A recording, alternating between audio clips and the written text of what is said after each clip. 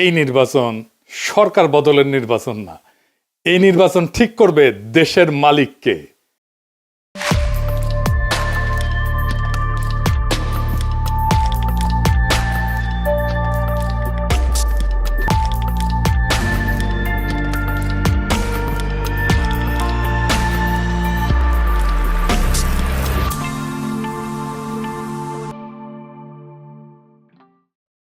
এগারো দলের নির্বাচনে ঐক্য হয়েছে, আলহামদুলিল্লাহ। এইটা আরো ভালোভাবে হইতে পারতো, কিন্তু হয় নাই। যাই হোক, অসুবিধা নাই। এই জোটকে এখন বিজয় হইতে হবে। বিজয়ী হইতে পারলে এটা বাংলাদেশের গেম চেঞ্জার হবে, ইতিহাস বদলায় যাবে, বাংলাদেশের রাজনীতি বদল হয়ে যাবে চিরজীবনের জন্য। বাংলাদেশের মানুষ সত্যিকারের আজাদি পাবে। এগারো দলের নির্বাচনে ঐক্য জিতে যাবে, হ্যাঁ জিতে যাবে। এইটা কওয়া যেতে পারে পিস অফ কেক, আপোষে ঘটতে পারে যদি তারা রাইট স্ট্র্যাটেজি নিয়ে মাঠে থাকতে পারে। আর মাত্র 3টা সপ্তাহ। নতুন বাংলাদেশের দিশা দেখাইতে হইলে আপনার একদম নতুন স্ট্র্যাটেজি নিয়ে আগাইতে হবে। আমার স্ট্র্যাটেজি কলে ফুল প্রুফ, বন্দুকের গুল্লি মিস হইতে পারে, আমার স্ট্র্যাটেজি মিস হবে না। কিন্তু মুশকিলটা হইতেছে, আমি যেহেতু জোটের কেউ না, আমি তো হরিদাস পাল, তাই আমার এই ইউটিউব বানাই কইতে হইতেছে যে কেমনে এই স্ট্র্যাটেজিটা ইমপ্লিমেন্ট করবে। তাতে একটা মুশকিল আছে, এটা তো যায় না যাবে প্রতিপক্ষ। আসলে প্রতিপক্ষ যায় না যায় বা বুঝা যায় আপনি কোন স্ট্র্যাটেজি নিতেছেন, এটা প্রতিপক্ষের বুঝতে তো সময় লাগবে না, তাই না? একেবারে বেকুব না হইলে। তাই এই স্ট্র্যাটেজি কয়া দিলেও অসুবিধা নাই। 11 দলীয় জোট এটা যদি অনুসরণ করে ভালো, না করলেও সমস্যা নাই। অনেকে শিখা যাবেন কেমনে জাতীয় ইলেকশনে জিতে আসতে হয়। নির্বাচন আসলে অগলের মাথায় আসে একটা নির্বাচনে ইস্তেহার বানাইতে হবে, লেখা লাগবি। 2018 সালের ইলেকশনে তখন ঐক্যফ্রন্টের ইলেকশন কাজ করতেছি লুকায় থেকে, মানে আন্ডারগ্রাউন্ডে থেকে। আমি ঐক্যফ্রন্টের বুঝাইতে পারলাম না যে ইস্তেহার একটা ভুয়া জিনিস। ইস্তেহার আপনারে ইলেকশনে জেতায় না, জেতায় অন্য কিছু। এই ভূখণ্ডের রাজনৈতিক ইতিহাসে 2টা নির্বাচন ফেনোমেনাল হয়েছে। একটা 70-এর নির্বাচন আর 91 নির্বাচন। একটা মুজিব জিতছিল, আর একটা জিতছিল খালেদা জিয়া।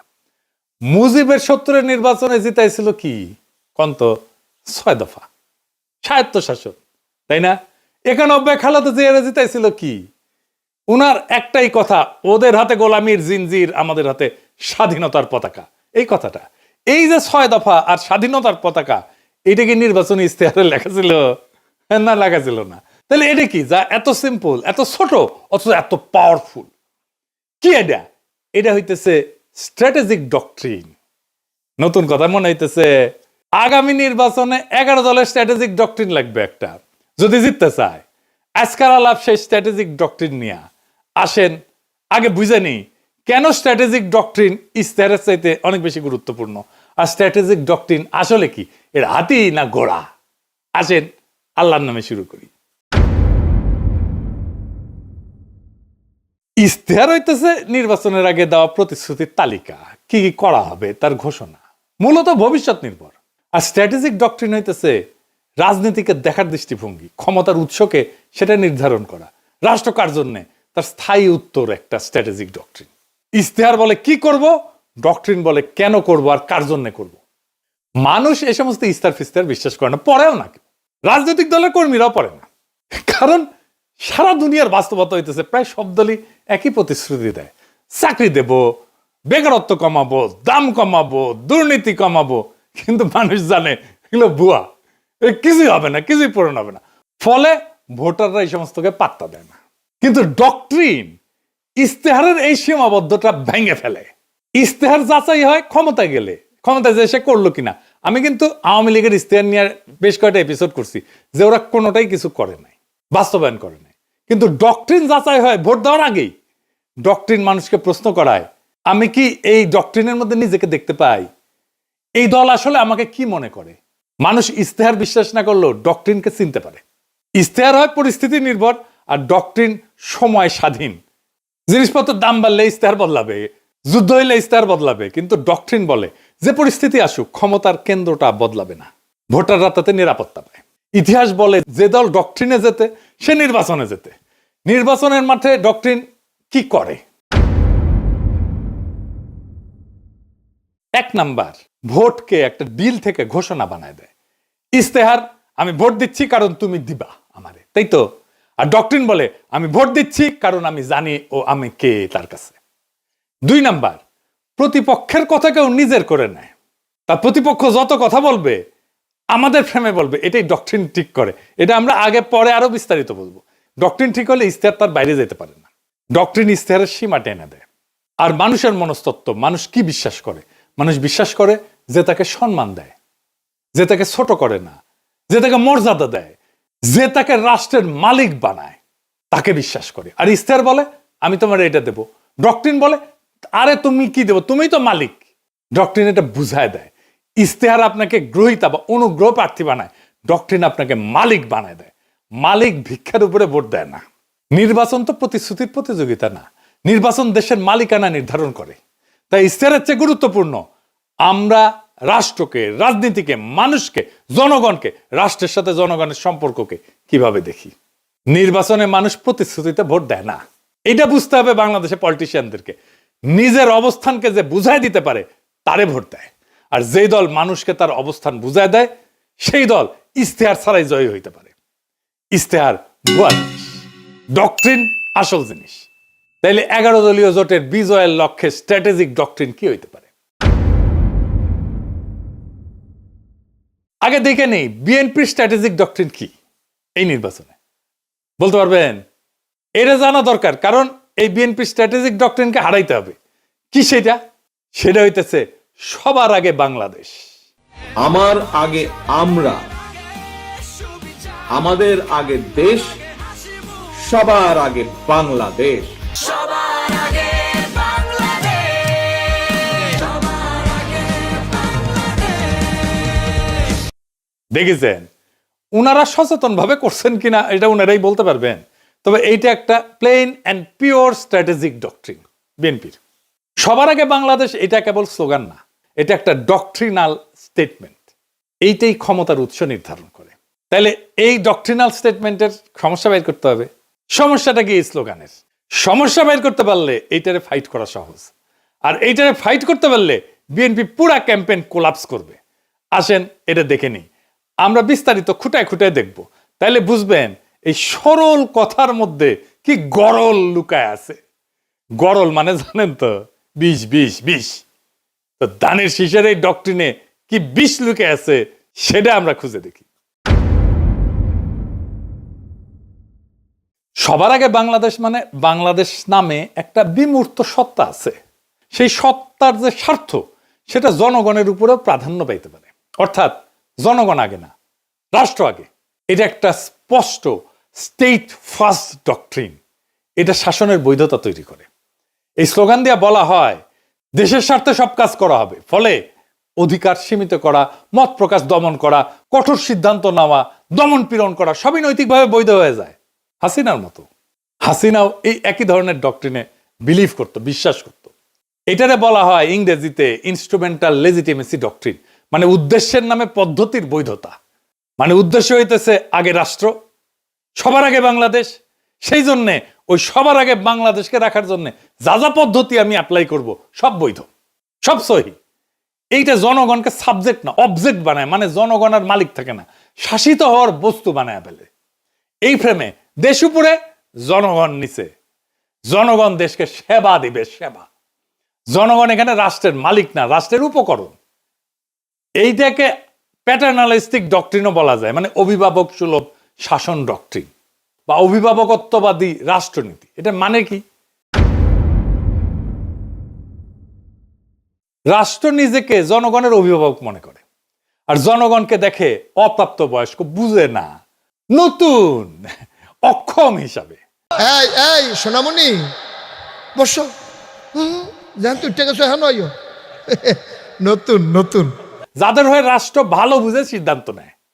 এই ডক্ট্রিনে জনগণ মালিক না, তত্ত্বাবধানে থাকা ব্যক্তি, যার সম্মতি প্রয়োজনীয় না, আনুগত্যই যথেষ্ট।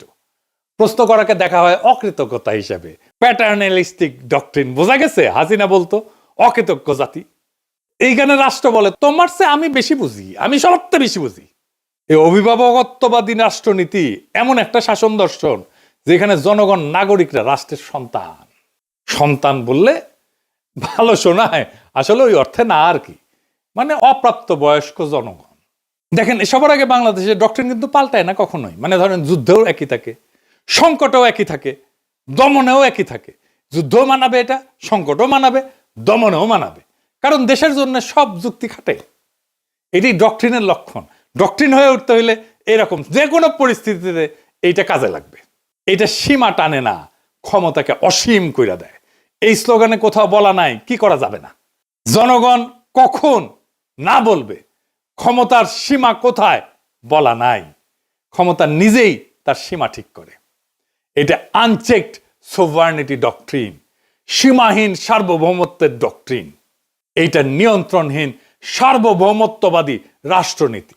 রাষ্ট্র নিজেই নিজেকে চূড়ান্ত ক্ষমতার উৎস মনে করে, যার উপরে জনগণের সম্মতি, জনগণের জবাবদিহিতা চাওয়ার অধিকার, এমনকি জনগণের এটা সীমা ঠিক করে দেওয়া, এটা কাজ করে না।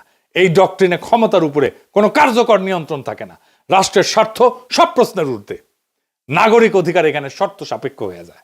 রাষ্ট্র বলে আমি সিদ্ধান্ত নেব, সীমা আমি ঠিক করব, তুমি কোন তেজপাতা, তুমি কোন। তার মানে সবার আগে বাংলাদেশ কোনো আবেগী স্লোগান না, এটা এমন একটা স্ট্র্যাটেজিক ডক্ট্রিন যা রাষ্ট্রকে জনগণের উপরে স্থাপন করে এবং ক্ষমতাকে সীমাহীন বৈধতা দেয়। তাইলে এই সবার আগে বাংলাদেশ এই স্লোগানের স্ট্র্যাটেজিক ডক্ট্রিনকে হারাইবেন কেমনে? এই প্রথম কৌশল হইতেছে এটাকে আক্রমণ করা যাবে না। আক্রমণ না করে হারানো যায়, খুব চমৎকার ভাবে হারানো যায়, অপরূপ ভাবে হারানো যায়, মোলায়েম ভাবে হারানো যায়। কারণ আপনি এটা ব্যাখ্যা করতে পারবেন না এখন কেন এটা খারাপ। আপনি জন ধরে বুঝাইতে পারবেন না, টাইম নাই, কইতে পারবেন না বুঝিস এই স্লোগান কিন্তু তোমার স্লোগান। তাই এইটার কৌশল অন্য। কি সেই কৌশল? এই স্লোগানকে গ্রহণ করতে হবে। আমরা এটাকে গ্রহণ করতেছি কারণ রাজনীতিতে যে স্লোগান জনগণের মনে কিছুটা ঢুকে গেছে, সেটাকে ভাঙা সহজ হয় না, কিন্তু সেটাকে নতুন অর্থ দিতে পারলে জেতা যায়। আমরা এটাকে নতুন অর্থ দেব। তাহলে কি হবে? Counter narrative. কিভাবে আমরা এই কথাটাকে নতুন মিনিং দিতে পারবো, নতুন অর্থ দিতে পারবো?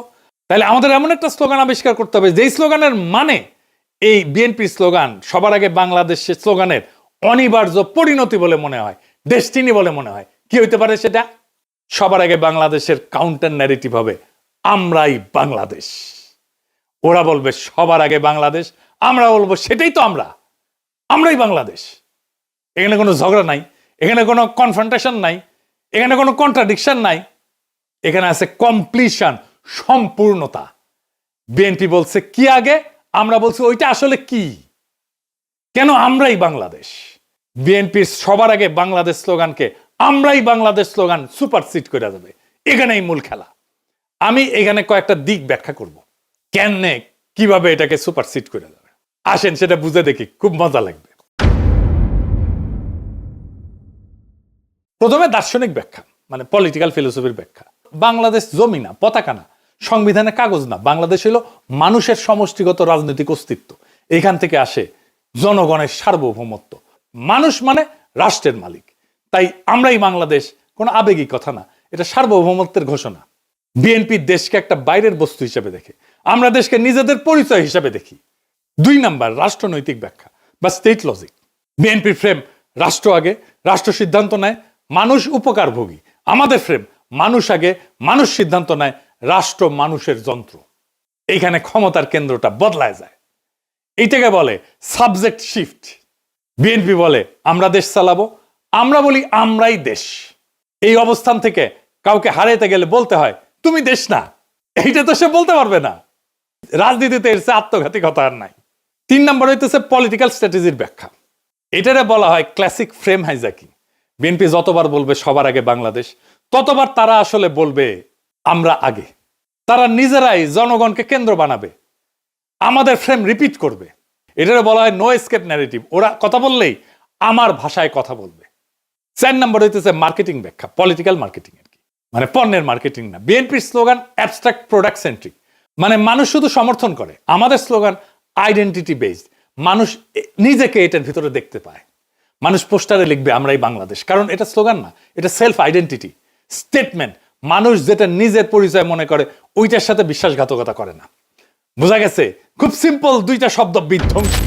আপনাদের মনে আছে আওয়ামী লীগের জয় বাংলা স্লোগানটারে ক্যাপচার কইরা ধ্বংস করে দিছিলাম, আগে ক্যাপচার করছি তারপরে ধ্বংস করে দিছি, ডেস্ট্রয় করে দিছি। বেশি দিন আগের কথা না, মনে আছে না যেই স্লোগান তাদেরকে উদ্দীপ্ত করার কথা, সেই স্লোগানটাকে আগে ক্যাপচার কইরা ধ্বংস করে দিছিলাম একেবারে পুরাপুরি। এই টেকনিকে এবার আসেন ইলেকশন জার্নির আর্ক, সেটা আবার কি? এটা আসলে কি? নয়া নয়া জিনিস করছেন দাদা, কঠিন মনে হচ্ছে, আরে কঠিন না, সেল চালাইয়া বুঝে যাবেন। আসেন সেল চালাইয়া বুঝে নিই। এইটা আসলে ভোটের আগে থেকে ক্ষমতায় যাওয়ার পর পর্যন্ত জনগণকে একসাথে নিজের সাথে যুক্ত রাখার রোডম্যাপ, পথ নকশা। এখানে ভোট শুধু একটা ঘটনা, পুরো গল্প না, ঠিক আছে? বর্তমান বাংলাদেশের বাস্তবতাটা কি? এটা কি জন অসন্তোষ এটা দিয়ে শুরু হয়? তা না, শুরু হয়েছে একটা হতাশা দিয়ে, গভীর হতাশা দিয়ে, একটা ভ্রম দিয়ে, একটা ভুল দিয়া। সব বদলাইছে মনে হয়, কিন্তু আসলে কিছু বদলায়নি। আগের বন্দোবস্ত, আগের রাষ্ট্রযন্ত্র, আগের ক্ষমতার ভাষা, আগের নিয়ন্ত্রণ সব ঠিক আছে, শুধু মুখ বদলাইছে, দল বদলাইছে। মানুষ স্পষ্ট দেখতেছে বিএনপি ধীরে ধীরে আওয়ামী লীগের আগের জায়গাগুলো নিচ্ছে, কাঠামো ভাঙতেছে না, দখল বদলাচ্ছে। সবচেয়ে গুরুত্বপূর্ণ বাস্তবতা হইতেছে তারেক রহমান তো নির্বাচিত প্রাইম মিনিস্টার না, কিন্তু তিনি ডিফ্যাক্টো দেশের প্রধান সিদ্ধান্ত কেন্দ্র।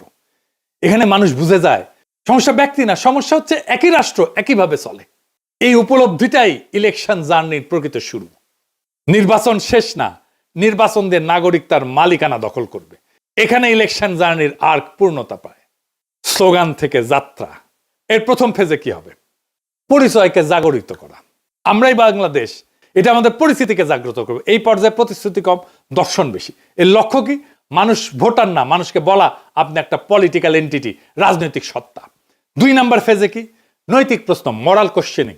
এখানে প্রশ্ন উঠবে, আমরাই যদি বাংলাদেশ হই তাহলে এত অন্যায় কেন, এত অবিচার কেন, এত বেইনসাফি কেন? এখান থেকে আসবে ইনসাফের প্রশ্ন। ইনসাফ মানে ভিক্ষা না, দয়া না, অধিকার ফেরত নেওয়া। মানুষ তখন বোঝে অন্যায়টা তো তাহলে আমার বিরুদ্ধে, বেইনসাফি তো আমার বিরুদ্ধে। আমরাই যদি বাংলাদেশ হই আর এই বাংলাদেশে যদি বেইনসাফি থাকে তাহলে এই বেইনসাফি আমার বিরুদ্ধে, কারণ আমি তো বাংলাদেশ। 3 নাম্বার ফেজ, ইনসাফের কাফেলা। এটা একটা কালেকটিভ জাস্টিসের ফেজ, সম্মিলিত ন্যায়ের যাত্রা।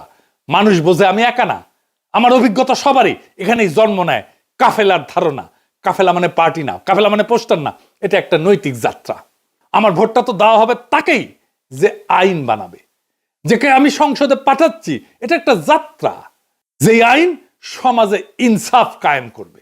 এই ভোট শুধু ব্যালটের ভোট না, এটা ইনসাফ কায়েমের কাফেলা। 4 নাম্বার ফেজ, আজাদির দোরগোড়ায় পৌঁছানো। শেষ পর্যায়ে প্রশ্ন বদলায়, কে ক্ষমতায় যাবে এটা প্রশ্ন না, বরং আমরা কিভাবে শাসিত হব সেইটা প্রশ্ন হয়ে দাঁড়ায়। আজাদি মানে নিজের জীবনের উপরে নিজের কর্তৃত্ব।